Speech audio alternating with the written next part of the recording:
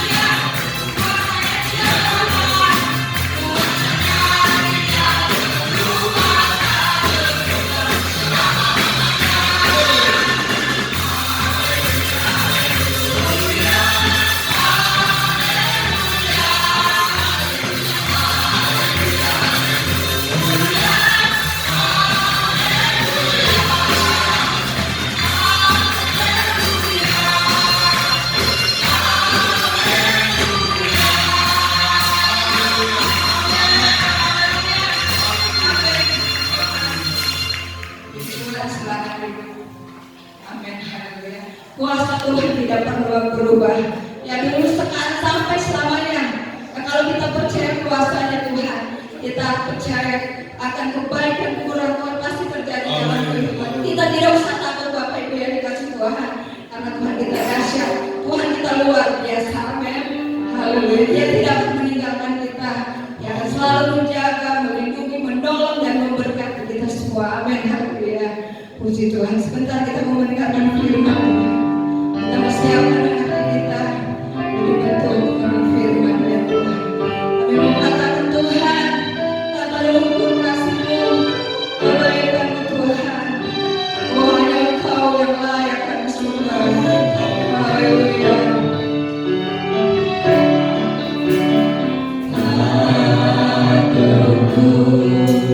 Kasih-Mu Yesus.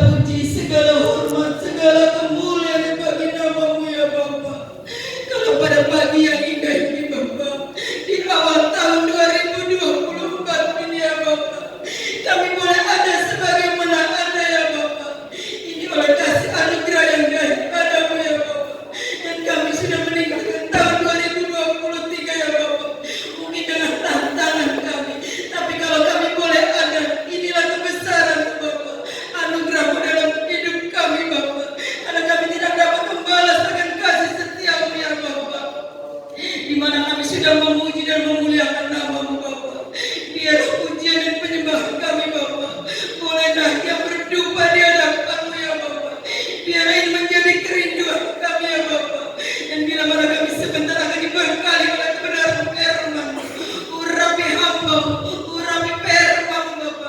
Bila roh hikmat yang daripada-Mu Bapa, buat Bapa gembala kami ya Bapa. Karena kami juga Tuhan, di mana akhir Tuhan 2023 kami sudah dibekali Bapa untuk tetap taat kepada-Mu Bapa. Biar kami menjadi seperti Abraham yang selalu taat ya Bapa. Di mana pagi indah ini Bapa, kami juga mau dibekali Tuhan. Biar kami boleh Tuhan berjalan bersama-Mu di tahun 2024 ini Bapa. Bersama-Mu kami kuat, bersama-Mu kami menang ya Bapa. Ampuni setiap salah dosa kebodohan kami Bapa. Bila mana ada kuasa-kuasa roh yang jahat ya Bapa, yang tidak senang dengan firman-Mu sebentar ya Bapa, kami sehati kami tolak kekuatan di dalam nama Yesus. Keluarkan dari ruang dari hati pikiran kami Bapa. Bila kami kebebasan Bapa untuk mendengar sebagian kebenaran firman-Mu, menjadi rema, menjadi kekuatan dalam hidup kami. Ampun setiap salah dosa kebodohan kami. Kami sudah berdoa dan mengucap syukur. Haleluya. Amin. Haleluya. Puji Tuhan. Selamat tahun baru bagi mereka yang tidak sempat hadir pada tadi malam, dan untuk semua kita yang ada mengucap syukur kepada Tuhan. Kita hidup dan ada sampai pada hari ini benar-benar hanya oleh karena kemurahan dari Tuhan. Nah, saudara-saudara, pada kesempatan ini saya akan menyampaikan firman Tuhan di dalam Injil Yohanes pasalnya yang ke-10. Kita akan baca ayat yang ke-11. Ini merupakan firman Allah yang menjadi pegangan kita menghadapi tahun ini. Ya, kita akan membaca satu ayat ini, Yohanes 10 ayat yang ke-11. Kita hormati pembacaan firman Tuhan. Kita baca sama-sama ayat ini. Injil Yohanes 10 ayat yang ke-11. 2, 3. Akulah gembala yang baik.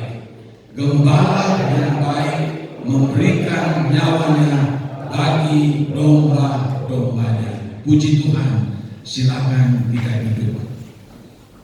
Tuhan Yesus sendiri yang mengatakan bahwa akulah gembala yang baik.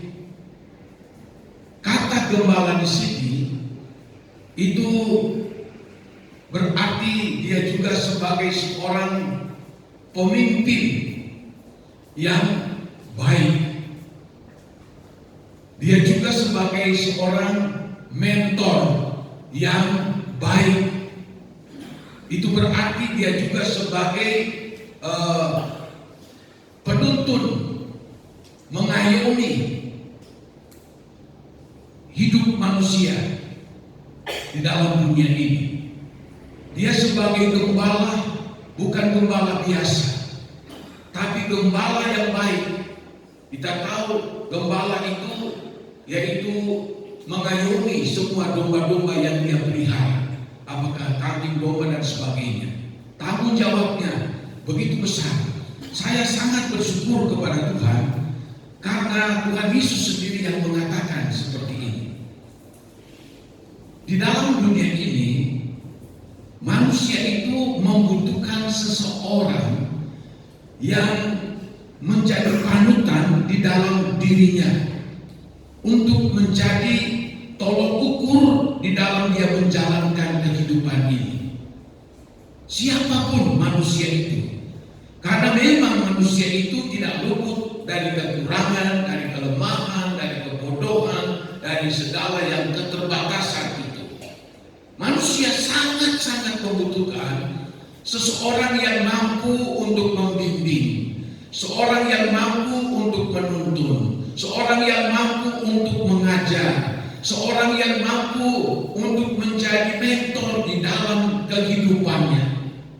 Kita lihat contoh saja, di dalam kerajaan itu selalu ada penasehat kerajaan. Kita lihat saja contoh dalam pemerintahan republik, seorang presiden, dia itu membutuhkan penasehat. Makanya beberapa penasehat presiden. Dia seorang kepala negara, tapi dia itu membutuhkan orang-orang untuk menasehati dia, memberikan pemasukan kepada dia, menjadi mentor di dalam dia menjalankan tugasnya. Kita bayangkan seorang raja membutuhkan penasehat, membutuhkan mentor.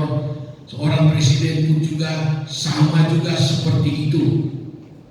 Nah, hidup kita manusia tidak bisa lepas.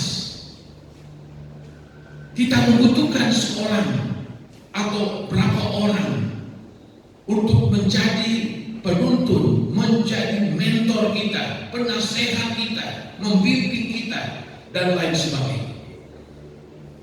Namun manusia juga itu yang mungkin kita jadikan penasehat, mentor, memimpin kita, itu pun juga tidak lepas dari kekurangan dan tidak lepas dari kelemahan dan kebodohan.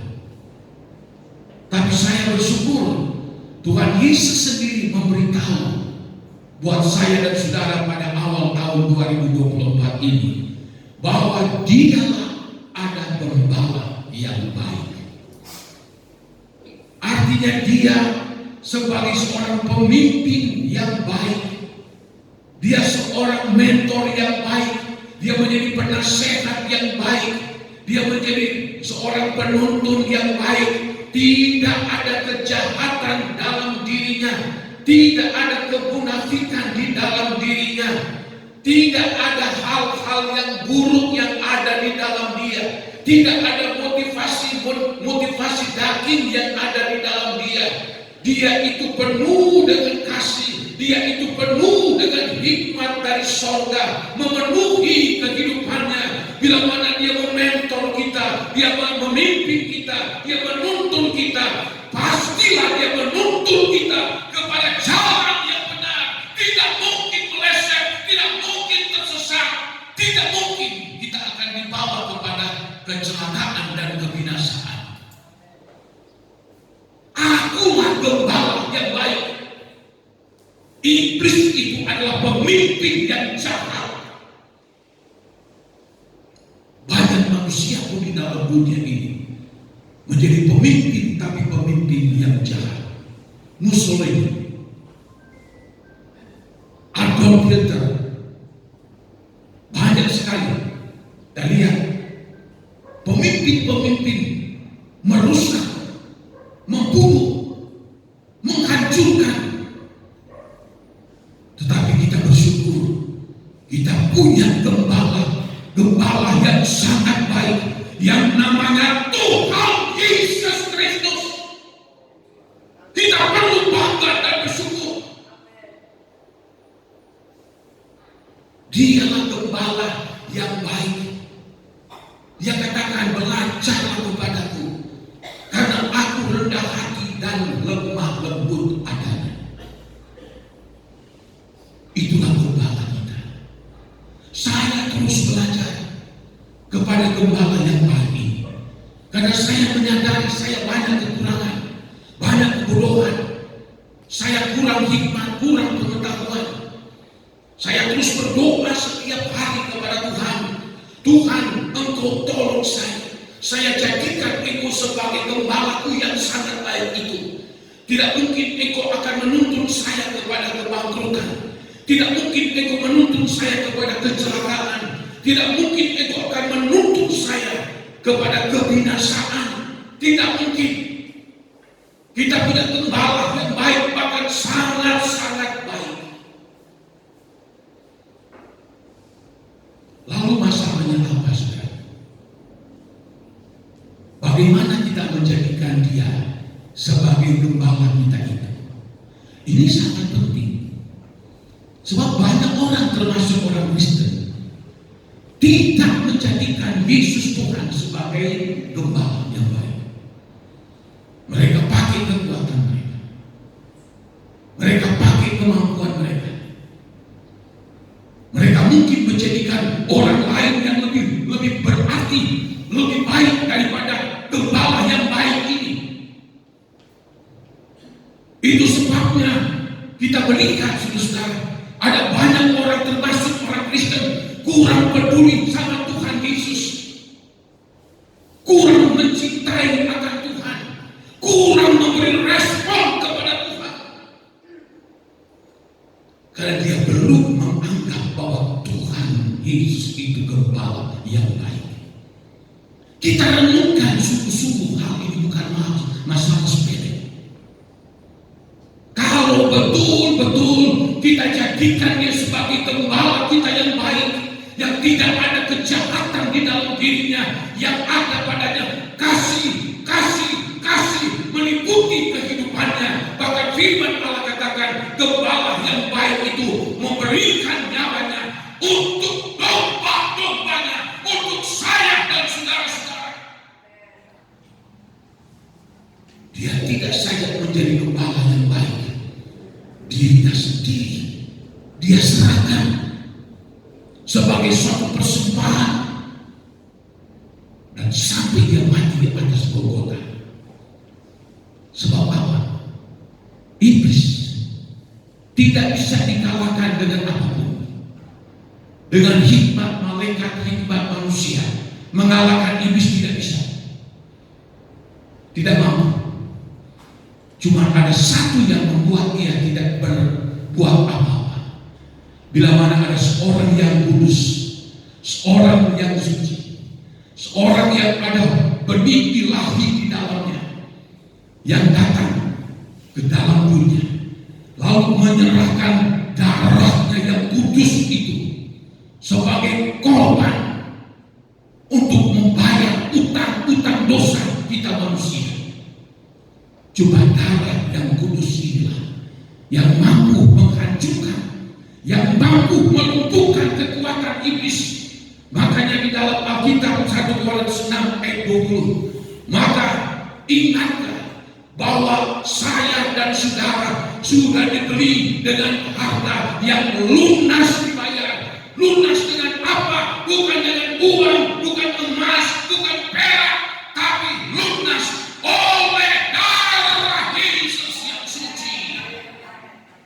Dalam 1 Petrus pasal 1 disebutkan, kita ditebus bukan oleh emas dan bukan oleh perak, tapi kita ditebus dengan darah yang mahal. Artinya apa? Tidak ada darah yang seperti itu, tidak tercemar oleh dosa sedikit pun. Itu cuma ada yang satu-satunya, itulah darah Tuhan Yesus Kristus. Dan pada waktu darahnya tertumpah di atas Golgota, iblis terkulai tidak berdaya. Sebab apa? Yesus membayar bukan separuh lunas, bukan 75% lunas, 100% lunas untuk saya dan saudara-saudara. Itu gembala yang baik. Gembala yang baik itu tidak membiarkan umat-umatnya. Nah, kalau kita pelajari tentang gembala, gembala itu dia punya dua alat untuk mengatur kawanan ternak. Pertama, dia punya tongkat. Itu selalu ada. Domba-domba yang dipelihara dan binatang-binatang lain, ada saja yang nakal, ada saja yang berantem, ada saja yang kejar-kejaran, menanduk atau apapun itu. Maka si gembala ini mendekati domba-domba yang nakal itu. Dia pakai tongkat, tok, tok, tok, tok. Itu seorang gembala. Kedua, dia itu memiliki pengalih-alih. Seperti Daud dulu, dia merobohkan Goliat dengan pengalih-alih dan batu yang dia pungut di sungai. Untuk apa? Kalau dia lihat dari jarak jauh, wah, ada domba, kawanan ternak yang menuju ke jurang, dia ambil batu, dia alih-alihnya sangat. Domba, kambing, ternak yang ada di sekitarnya dilempari dengan mengalih-alih batu. Itu peringatan bagi mereka, jangan sampai masuk ke lubang, masuk ke jurang. Daud, pengalih-alih yang tulen, dia belajar bagaimana mempergunakan pengalih-alih itu dengan baik, sehingga pada waktu Goliat yang kurang lebih 3 meter, pakaian besisnya saja bisa 55 kilogram, ujung tombaknya saja itu begitu berat, belum dengan pedang. Tapi Daud yang sudah ahli mengembalakan domba kambing, dia lemparkan persis kena di dahinya Goliat, dia terjerambau jatuh. Daud seorang yang mahir memainkan pengalih-alih. Mungkin waktu dia lemparkan kepada kambing dombanya yang mau masuk jurang, bisa aja mungkin kena di badannya. Tapi mengagetkan, ada jurang, ada lubang, jangan. Itu cara dari Tuhan untuk saya dan saudara. Jikalau ada masalah sepele, kalau ada hal-hal yang mungkin seperti kambing domba mungkin saling gesek, saling mendorong, saling menjatuhkan, dia pakai tongkat, tak, itu cara Tuhan. Itu bukan karena benci, tapi karena dia sayang. Wis ada berantem yang baik-baik, makanlah yang banyak supaya gemuk dan seterusnya. Nah, saudara-saudara, kita lihat di dalam firman Tuhan, kalau saja kita mau menjadikan Tuhan Yesus itu sebagai gembala kita yang baik pada tahun 2024 ini, berarti kita pasrahkan hidup kita kepada si gembala yang baik itu. Berarti juga kita itu betul-betul menjadikan dia sebagai pengayom, sebagai pembimbing, sebagai penuntun di dalam perjalanan kehidupan saya dan saudara-saudara. Seperti kawanan ternak itu suka nakal, suka macam-macam lah. Begitu juga kita sebagai domba-dombanya daripada Tuhan. Kita banyak kekurangan, banyak kelemahan, banyak kebodohan. Tapi puji Tuhan, gembala kita yang baik itu selalu mendorong saya dan saudara sampai kita menginjak tahun 2024 ini. Terima kasih Tuhan, dia begitu baik untuk saya dan saudara. Kalau ada yang mungkin masih merasa ragu, masih belum sungguh-sungguh mempercayakan hidup ini kepada si gembala agung itu, biarlah pada tahun 2024 ini kita akan lebih lagi menjadikan Yesus itu sebagai gembala kita, yang menuntun kita, yang akan selalu memimpin kita, yang selalu akan membawa kita kepada apa yang dia mau. Kita lihat contoh di dalam Alkitab, ini baik sekali. Banyak peneliti Alkitab, Mazmur 23 ayat 1 sampai dengan ayat 6, itu adalah firman Allah yang begitu luar biasa. Sehingga dari agama Katolik, agama Protestan, dari orang-orang Kristen, mereka selalu menjadikan ayat ini, apakah itu dalam upacara kematian, apakah itu dalam upacara pernikahan, itu sering sekali mengutip Mazmur 23 ini. Mazmur 23 ini bukan saja oleh Roh Kudus menggerakkan, memberikan kepada Daud untuk menyampaikan, tapi sekaligus juga menjadi pengalaman hidup bagi Raja Daud sendiri. Di dalam ayat 1 ini jadi inti, Tuhan adalah gembalaku. Kedengaran pendek sederhana, tapi dalam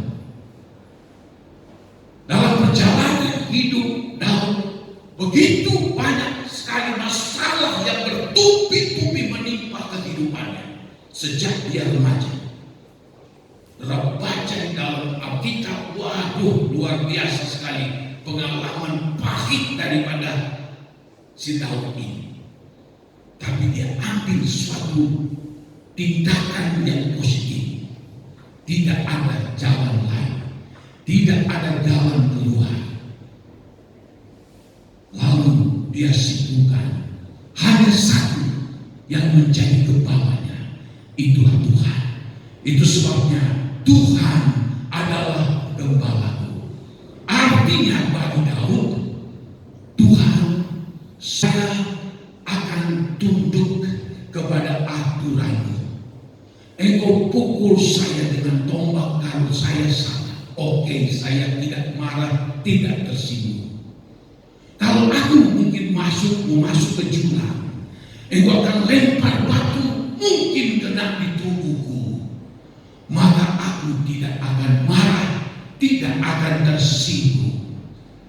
Aku pasrahkan hidup ini kepada-Mu Tuhan. Aturlah hidupku. Aku percaya kepada gembala yang baik ini. Nah, kalau kita memiliki cara yang sama seperti ini, hidup kita ini, saudara, akan dikendalikan oleh gembala yang baik ini. Kita tidak dikendalikan oleh logika kita. Kita tidak dikendalikan oleh emosi perasaan kita. Kita tidak dikendalikan oleh keinginan daging kita. Tapi kita dikendalikan oleh Allah, oleh Tuhan yang menjadi gembala saya dan saudara-saudara. Banyak orang, termasuk kita orang Kristen, tidak menjadikan Tuhan itu sebagai gembala. Dan dia pakai logika, dia pakai perasaan doa, dia pakai kemampuan, keinginan dan lain-lain sebagainya. Dan bila mana sudah jatuh dan terpuruk, baru sadar, aduh, kenapa aku seperti ini. Dan Tuhan, Engkaulah gembalaku. Aku siap dibentuk oleh Tuhan. Aku siap. Apapun yang Engkau ingin aku lakukan, aku akan lakukan itu, Tuhan. Berat sekalipun, sulit sekalipun, tapi aku akan melakukan, sebab aku telah jadikan Engkau sebagai gembala, sebagai pemimpin. Nah, kalau kita memiliki seperti ini, sebenarnya kita itu tidak repot-repot, pusing-pusing. Ya, kalau kita sudah pasrahkan sama Tuhan, Tuhan, mati hidupku ada di dalam tangan Tuhan. Apapun yang aku kerjakan tahun 2024, aku pasrahkan kepada kehendak Tuhan. Kita tidak stres, kita tidak pusing memikirkan, sebab Dialah yang menjadi gembala kita. Nah, kita baca di dalam Alkitab, tak akan kekurangan aku. Ini bukan sekedar konsep, pengalaman hidup daripada Daud. Kalau aku pasrahkan hidupku kepada Tuhan, aku jadikan Dia sebagai gembalaku, aku yakin aku tidak kekurangan. Dia tidak kekurangan kebutuhan rohani, tidak kekurangan kebutuhan jasmani. Aku tidak kekurangan. Selalu dipenuhi oleh Allah, selalu dicukupi oleh Allah. Sebab apa? Daud telah memasrahkan hidupnya, jadikan Tuhan sebagai gembala. Berarti seterusnya itu tanggung jawab dari Tuhan, dari gembala yang baik. Ini seringkali kita sulit untuk bisa sampai ke situ. Padahal Tuhan itu gembala yang sangat baik. Aku tidak kekurangan suatu apapun. Kepuasan kehidupan saya. Lalu berikutnya, ia membaringkan aku di padang rumput yang hijau. Ia membaringkan aku di padang rumput yang hijau. Apa maksudnya? Dia membaringkan kita ke padang rumput yang hijau. Kalau dia menjadi gembala kita, dia akan terus menuntun hidup saya dan saudara ke padang rumput yang hijau. Padang rumput yang hijau itu artinya apa? Makanan rohani. Kita sangat membutuhkan makanan rohani ini. Dia akan bawa kita, dia baringkan kita di tengah-tengah padang rumput yang hijau. Kelimpahan Allah ada di situ. Kita bisa makan rumput hijau, makan makanan rohani, firman Allah dan urapan kuasa Roh Kudus di dalam kehidupan saya dan saudara. Lalu juga dikatakan dalam ayat ini, dia membimbing aku ke air yang tenang, ia menyegarkan jiwaku. Dikatakan dia membimbing aku ke air yang tenang. Manusia sangat membutuhkan ketenangan, sangat membutuhkan. Di seluruh dunia ini orang ingin sekali hidupnya tenang. Kenapa? Memang di dunia ini penuh dengan ketidaktenangan, penuh dengan kekacauan. Tapi kalau kita jadikan Tuhan sebagai gembala kita, maka dia akan membimbing kita ke air yang tenang. Artinya apa? Meskipun di sekeliling kita, di lingkungan kita, di daerah kita sedang kacau, sedang tidak tenang, tetapi kita selalu mendapatkan ketenangan yang daripada Tuhan. Kita tidak usah pergi ke luar negeri mencari ketenangan. Allah akan memberikan kita ketenangan dalam kehidupan ini. Dan disebutkan dalam ayat ini, ia menyegarkan jiwaku. Jiwa ini terdiri daripada pikiran manusia, terdiri dari keinginan manusia, terdiri dari perasaan atau emosi manusia.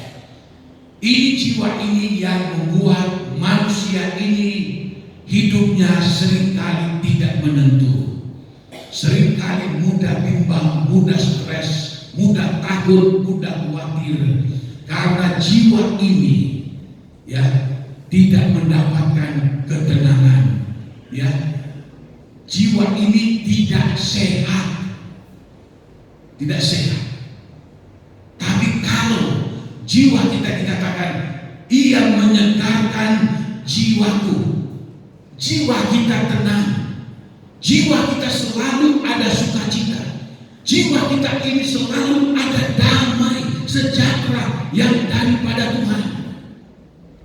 Para medis menyimpulkan kalau manusia orang itu dia punya jiwa kacau, mudah sekali dia akan muncul sakit penyakit. Dikatakan bahwa 70% penyakit yang muncul dalam manusia karena pikiran yang stres, pikiran, perasaan, keinginan yang kacau, tidak berada dalam posisi yang tenang. Tuhan menjanjikan dia akan segarkan jiwa kita. Dia segarkan jiwa kita. Tidak perlu kita mungkin banyak uang, tidak perlu mungkin kita banyak kekayaan, mungkin kita cuma pas-pasan makan minum, tapi jiwa kita selalu tenang, jiwa kita selalu disegarkan. Saya ingat di dalam Mazmur 42 dan Mazmur 43 ada 3 kali Raja Daud dia berkata kepada jiwanya sendiri. Dia juga tidak luput dari masalah, tidak luput dari segala tantangan musuh yang begitu banyak, membuat dia mungkin tidak bisa tidur, membuat dia itu takut dan khawatir. Tapi pada saat-saat seperti itu, saudara lihat dalam Mazmur 42, Daud sendiri dia berkata kepada jiwanya, "Hai jiwaku, mengapa engkau tertekan di dalam batin? Bersyukurlah kepada Allah, percayalah kepada Allah." Bayangkan, pada waktu tekanan datang, pada waktu kesulitan datang, pada waktu mara bahaya datang, jiwanya kacau, dia kembali berkata kepada jiwanya, "Hai jiwa, mengapa engkau tertekan? Bersyukurlah kepada Allah, pujilah akan Allah." Sampai 3 kali. Ini masalah hidup kita manusia. Selalu hidup dalam tekanan dari hari ke hari. Masalah ekonomi, masalah keuangan, masalah kesehatan, masalah demi masalah. Begitu banyak sekali. Membuat hati kita kacau, membuat pikiran kita kacau, membuat jiwa kita tidak ada ketenangan.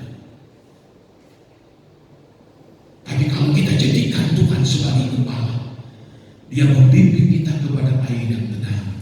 Lalu Dia itu dikatakan menyegarkan jiwaku. Wow, puji Tuhan. Kita selalu disegarkan. Kalau jiwa kita sehat, tubuh kita pun akan menjadi sehat. Ya, lalu berikutnya dikatakan begini, "Sekalipun aku berjalan dalam lembah kekelaman, aku tidak takut bahaya, sebab Engkau bersertaku, gadahmu dan tongkatmu, itulah yang menghibur aku." Hidup manusia tidak luput melewati lembah kekelaman. Lembah kekelaman itu adalah suatu kesukaran yang begitu besar. Lembah kekelaman itu bisa juga disebut sebagai mungkin sakit yang bahaya yang bisa membawa kepada kematian. Sekalipun aku berjalan dalam lembah kekelaman, sering kita berada dalam lembah kekelaman. Berapa tahun lalu kita dilanda dengan penyakit COVID. Kita hidup dalam lembah kekelaman. Sebelah kanan mati, sebelah kiri mati, sebelah depan mati, sebelah belakang. Aduh, bikin takut, bikin stres. Kapan ya saya mau mati? Tapi sudah-sudah, meskipun dikatakan aku berjalan dalam lembah kekelaman, aku tidak takut bahaya. Berkendara mobil, naik pesawat, naik kereta api, naik becak, naik motor, selalu saja kita diintai dengan kekelaman, dengan bahaya-bahaya. Tapi kita tidak takut bahaya. Kata firman Allah ini, sebab apa? Engkau besertaku. Kita tidak sendirian.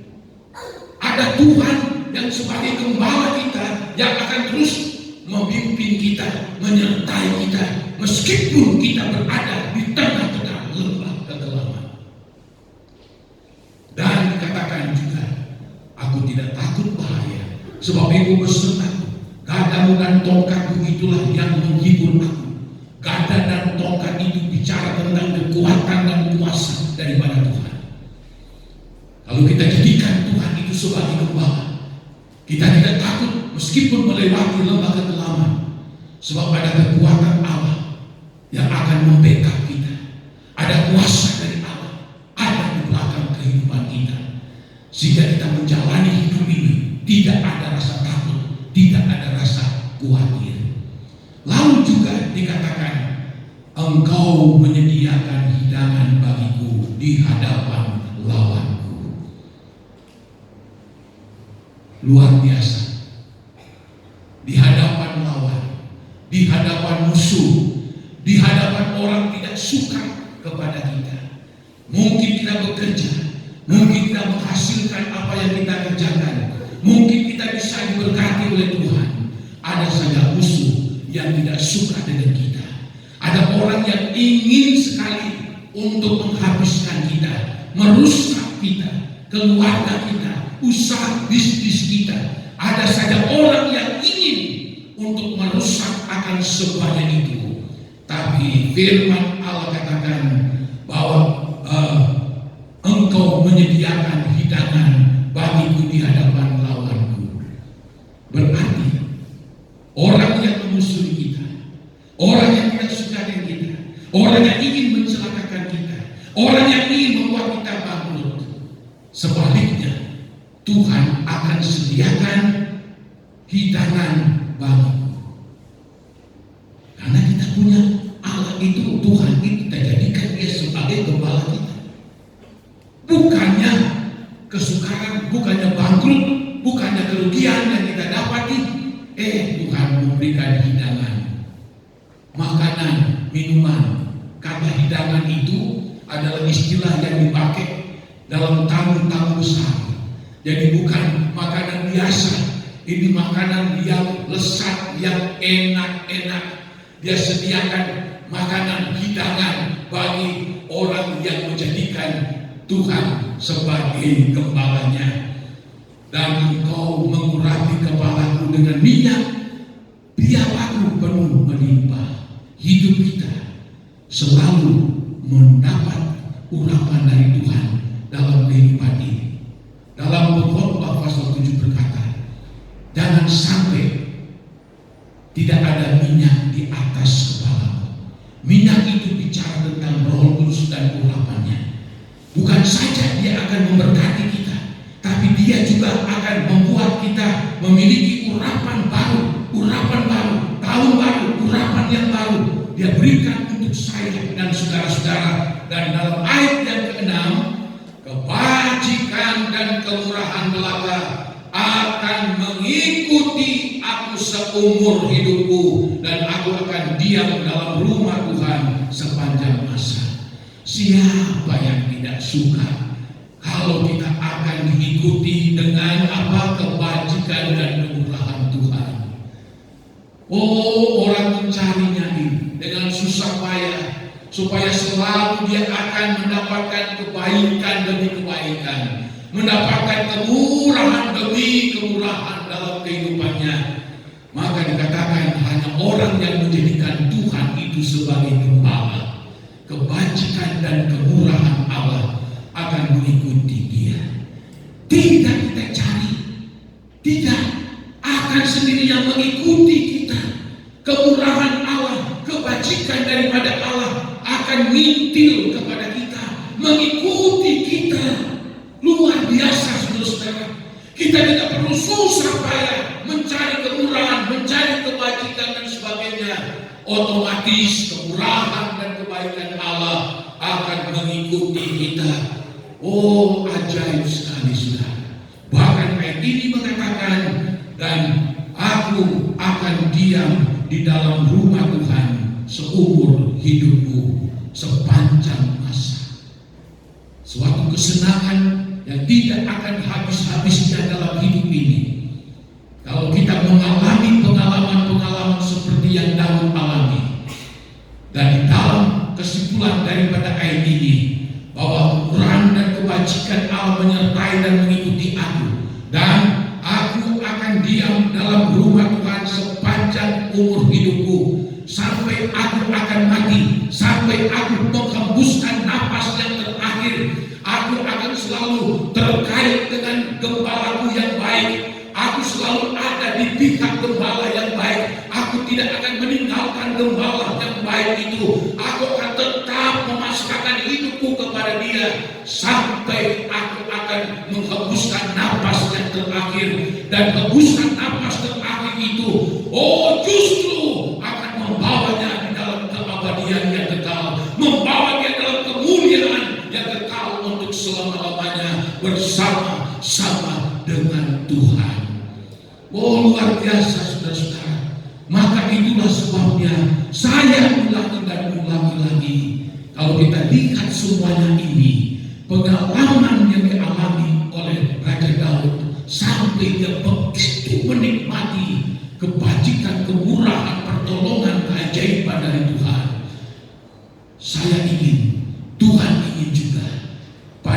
tahun yang baru ini 2024, apa yang dialami oleh Raja Daud menjadi bagian saya dan saudara-saudara.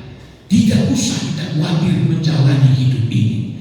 Kita punya Tuhan, kita punya Allah, kita punya gembala yang baik. Bahkan dikatakan di dalam Yohanes pasal 10 tadi, bahkan dia menyerahkan nyawanya bagi domba-dombanya. Haleluya. Saat ini kita masuk dalam tahun 2024, ibadah pertama dan sekaligus juga perjamuan yang kudus memperingatkan kita betapa baiknya Tuhan itu. Dia serahkan hidupnya untuk keselamatan saya dan saudara. Dalam pasal 23 kita lihat janji berkat pertolongan penyertaan Tuhan dalam kehidupan ini. Tapi dalam Yohanes 10 yang kita barusan baca tadi, ternyata ada jaminan keselamatan yang abadi yang ada di dalam Yesus Kristus. Di dalam Yohanes 15 tidak ada seorang yang dapat menyerahkan nyawanya ganti sahabat-sahabatnya ini. Dia serahkan nyawanya demi untuk keselamatan umatnya, demi untuk keselamatan orang-orang yang percaya. Dia relakan nyawanya, relakan semuanya untuk diserahkan untuk saya dan saudara-saudara.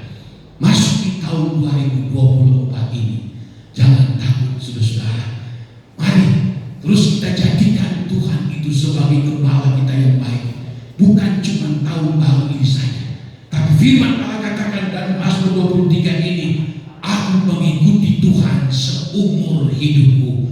Aku akan diam dalam rumah Tuhan sepanjang masa sampai akhir hayat hidupku.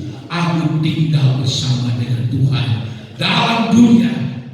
Kita jadikan Tuhan sebagai gembala, dan gembala yang agung itu sudah datang ke dunia membawa jalan kita ke surga. Dia katakan, akulah jalan, akulah kebenaran, aku inilah kehidupan. Tidak ada seorang pun yang sampai kepada Allah di surga hanya melalui aku.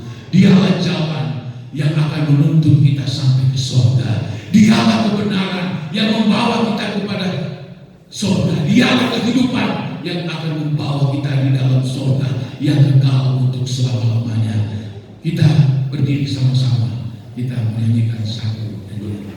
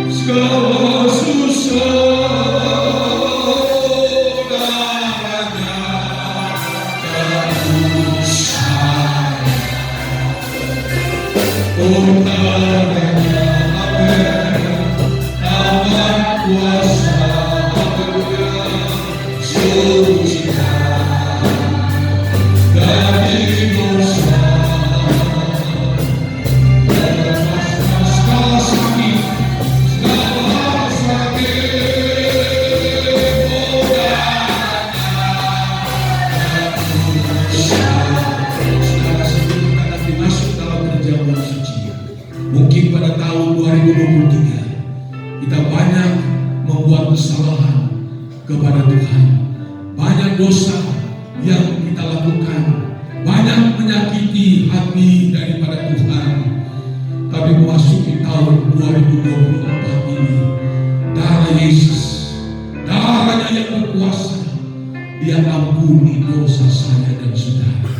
Dia sucikan saya dan saudara-saudara. Yang kita sudah lakukan selama tahun 2023, Tuhan hapus semua. Haleluya. Tahun 2024 ini kita kita mau jadi hidup baru, mau bersama-sama dengan Tuhan. Apalagi kalau kita jadikan Dia sebagai gembala kita yang baik. Dia begitu baik dan sangat baik. Haleluya. Darahnya amat kuasa, sucikan dari segala dosa. Dia lepaskan segala susah, Dia lepaskan segala sakit penyakit. Firman Allah katakan, oleh belum Yesus segala penyakit kamu disembuhkan. Sebabnya sebelum kita makan minum tubuh dan darah Tuhan berjalan suci, kita harus sungguh-sungguh berkata, Tuhan, mulai tahun ini aku jadikan Engkau sebagai gembalaku. Aku akan tunduk dan taat dan setia di hadapan Tuhan, karena sungguh hanya Engkaulah penolongku, hanya Engkaulah juru selamatku, hanya Engkaulah yang menyelamatkan saya. Oh, darahnya